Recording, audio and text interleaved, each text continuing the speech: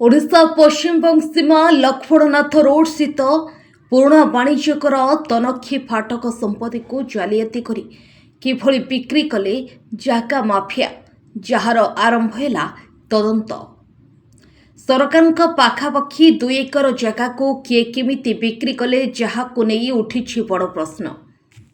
खबर प्रसारण पर एक्शन मोड में बालेश्वर जिला वाणिज्यकर विभाग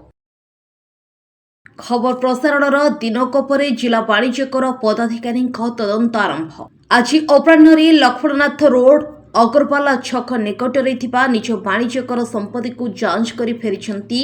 जिला वाणिज्यकर अतिरिक्त कमिशनर धीरेन कुमार साहू। सरकारी संपत्ति को जालियाती करी जी भी बिक्री करूना कहीं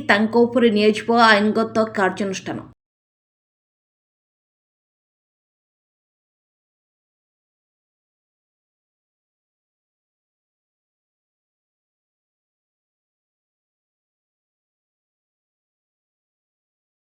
additional commissioner city GST Baleswar range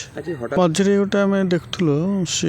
media social media जहाँ रिपोर्ट आसूला ये जगह किसी एनक्रोचमेंट होती तो तापर आम जहाँ पुराना हिस्ट्री और पुराना स्टाफ बुझिलु तो ये जगह आगुरी आम सेकेंड फेज आमर जोटा चेक गेट चलता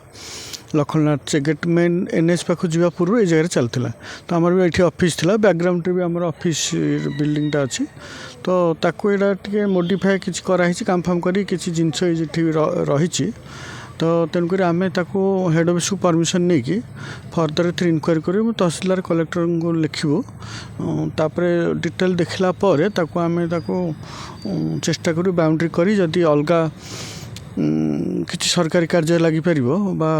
कलेक्टर बा आमर higher authority permission finance department permission रे तहसीलदार कलेक्टर परमिशन बा आनला पर हायर अथॉरिटी कथबार्ता हो अमीन डाकी तो सरकार नुहे कि आम ऑफिस तो जानते भी किसी है जहाँ बर्तमान देखुची किसी टेंट हाउस जिनस भाई लगुच तेना खड़ग रही है से जो खोला है से जना पड़ी कि किसी ना एवं ना लगी बर्तमान जिते बड़े एत वर्ष तो नाकू बर्तमान मोडिफाई कराई किसी कम हो झरका भरका कम हो डिपार्टमेंट तो किसी करनी आम नॉलेज आम फाइल से रेकर्ड नहीं आम कर